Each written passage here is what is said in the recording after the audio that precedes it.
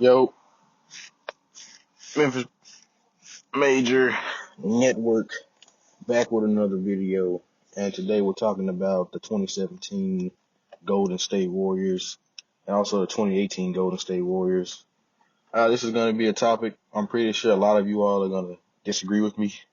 This one, but just bear with me. Stick around to the end. If you want to share your comments.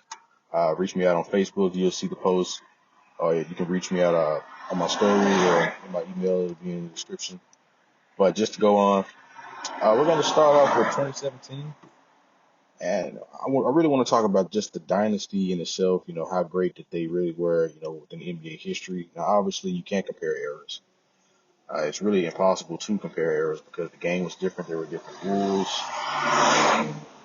the performances the players had, the skill set. So, I really want to start off with just saying, yes, they were a great team. Yes, they ran through the league. Yes, they had the greatest shooters, but were they the perfect team? Were they the team that could never be beaten? Were they this team that was basically, unbreakable, untouchable? And honestly, no, I don't think that team was, this great shield, this diamond shield. That's how I look at it, a diamond shield that can't be broken unless they're injured. And I really don't feel like, that's the makeup of that team. One, because of size. Two, athleticism. And three, if you're able to break the mindset of the players during that time and get them out of their game, get them out of their rhythm, I believe that you can actually take that team down. Now, I don't want to use the 2000s Lakers with Shaq and Kobe. I feel like that's not the best way to go with it. What you're gonna have to do is bring in like a combination of different teams. But if there was one team that I can say off rip that I do believe could have gave the Golden State Warriors a run for their money, it had to have been the 2007 to 2009 Boston Celtics. Uh, Now, just don't click off the video. I want to say the 2008 Boston Celtics definitely would have pushed their team to at least, if they didn't get two wins, that team, let's say Golden State messes up, you know, with their with their offensive sets, with them getting in position, with Tony Allen and Rajon Rondo on the perimeter, with a Kevin Garnett and a Paul Pierce who's on the outside make shots. That was a very deep team, and they were going through the East. They actually beat the Pistons when the Pistons came back, and they actually had a higher record the year before they beat the year when they lost to LeBron. Excuse me. So they're not pushovers. That Boston Celtics team was extremely talented on the offensive end, within the half court, because those players, yes, they were dynastic. Yes, they were dynamic. Were they the greatest athletes in America? No, they were not the greatest athletes. But what they brought to the game was something cerebral. That's big for NBA players. Your talent and your skill, yes, you need that. But your IQ and understanding of the game, position.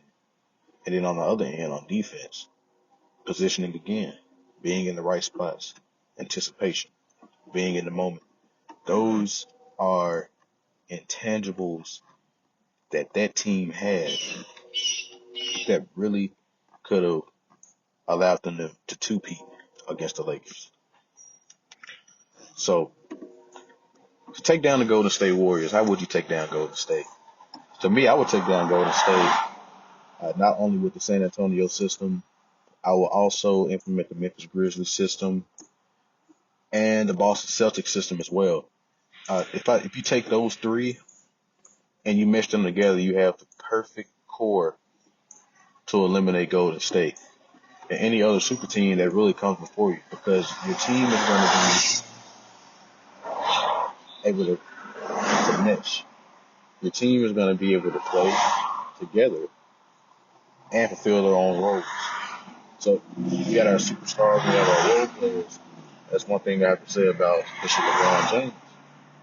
That's one drawback that I have with him because even though you are the greatest individual player that we've seen, but the impact on winning with your team and dragging them along with you, there are moments when a Magic Johnson or an Isaiah Thomas, allowed their teammates, they had to thrive in the big moments themselves. Even a Michael Jordan, even a Kobe, they had to defer to their teammates and let them know, hey, we believe in you, and I'm not the only guy that's going to carry this show.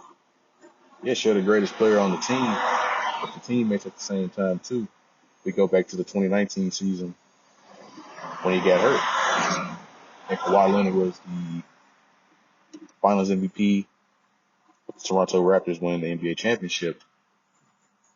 That team that LeBron had could have went far in the NBA playoffs, regardless, even barring the injury. But let's say he came back and ran it back with a lot of those young guys. In New Orleans, that team wasn't a slouch. That was actually a pretty good upcoming team, especially with a core of new guys. I would rather pick the Knicks in a sense because they made the playoffs, but that team is very talented. With Brandon Ingram, Zion Williamson, who needs to lose weight, stay healthy, Josh Hart, who can splash, play some defense, Lonzo Ball, who had a complete turnaround in his game, things like that, for that team and the players that played for the Lakers on that team as well, that was a very talented team that could have went far. They had athleticism, size, youth, and that was things that LeBron needed. But even if we go to 2015, yes, Kyrie and KD went down. True. And we've seen the effects of your two main guys going down as well. 2019 when Kawhi won, you had KD go down as well as Klay Thompson in like game 5, game 6. So, but at the end of the day, uh, there were times when other players were down. There were times when other players were averaging like 7 points in the playoff series or in the finals, but they had to show up on the other end. And all I'm saying is that you have an opportunity to win, and you have guys who are talented in the NBA. Allow them to play their role. Allow them to master their craft within one role and get better. When you do that and you trust yourself within your own position, you trust the next man or the best player to impact your team, knock down shots, and execute what the team practiced and anticipated. You have a recipe for greatness. Regardless if you think these are the greatest players or not, that's the recipe. So going back to Golden State, Steph Curry. How would you impact? How would your game impact Steph Curry if you had to play against them? Let's just be honest. If you have guards who can play defense, if you have small forwards like the LA Clippers system has set up already, then you will definitely be able to, apply more pressure to Steph Curry, not only in the regular season but in the playoffs, because you have switches like a Paul George and a Kawhi Leonard. They'll be able to move around on the perimeter, to go back and forth and play on like a Jordan Poole, Steph Curry, Klay Thompson, guys like them. And then at the same time, you have Kawhi who will be able to just, bag up and come back into the paint, inside the zone if he needs to, and play help defense, get more steals, you know, and just impact the game just like that. So, but on top of that as well, let's move on to Klay Thompson. Klay Thompson's going to be a situation. That's just a problem because what Klay brings to the game is something that a lot of shooters wish they had. He's a consistent knockdown shooter. Not saying he's the greatest. That role goes to Steph, but he's a consistent shooter, and he's proven himself to be an effective scorer in the playoffs, in the finals, in the big moments. He's a pressure player, and I give it to Klay Thompson. So you're gonna have to slide like maybe, a Scotty or a Paul George on the Klay Thompson. They're gonna have to play effective defense, to throw him off of his shot, or maybe like a Tony Allen. That's the only way that you can slow down the Klay, but I don't see Klay getting slowed down too much. because even though he's not really an off the dribble type guy, his catch and shoot is just so phenomenal until you have to be on your P's and Q's when you're on the perimeter playing against him and trying to slow him down. If we move on to Kevin Durant, Kevin Durant is the anomaly. The only thing that you can do to KD is try to play up on him and force him to pass the ball. That's about the only thing that you can do with the 7-foot monster. But KD's going to eat regardless of who you are. We just saw him demolish. We just saw him demolish a 2-time league MVP and a 1-time DPOY in Giannis Antetokounmpo, who is no slouch himself, and he is not a small guy at all. KD's going to eat, but your team's offense has to be so prolific, and if it's not prolific without, just scoring wise, putting the ball in the basket, then your team has to be, so cohesive, and they're going to have some type of congruence on the court together. With passing the ball and understanding who needs to do what at this time, who needs what shot, who needs a screen, things like that, who needs to call out. So if we move on to Draymond Green,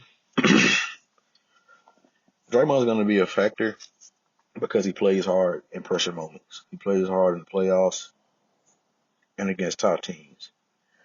He's able to go out there and get a triple-double, points, rebounds, assists. He almost had a quadruple-double with the steals as well. So Draymond's really like your Swiss Army knife. You're going to have to just hope and pray that he misses his shots whenever he takes an offensive shot. Play up on him as well when he comes into the paint because he is able to finish as well and get rebounds.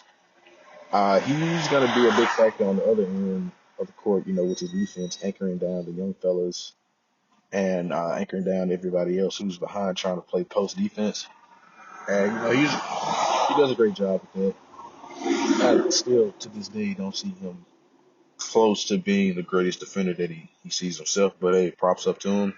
He believes it. But that's his impact on the court as well. His assist game is very good. He plays with Steph Curry and Clay, and he played with KD. His assists were definitely high up there for a defender. But his impact on the team is going to be great. But we all know what Draymond brings to the team, man. Really, the last guys, JaVale McGee and DeMarcus Cousins. You're just going to have to hope that your centers are able to play up on these guys, have some athleticism. For JaVale, but at the same time, just be a cerebral guy for DeMarcus Cousins. But don't let him get too open. At the same time, don't if he's in the paint. Unfortunately, you're going to have to just use his injury against him. So, that's really all I got to say about those two guys. But Iguodala and the rest of the crew, just make sure your benches, they're on their P's and Q's, they're playing the best basketball that night. And you should be able to beat Golden State. So once again, the Memphis Grizzlies getting grind. Make sure you guys are going after every ball, every 50-50, fight on defense.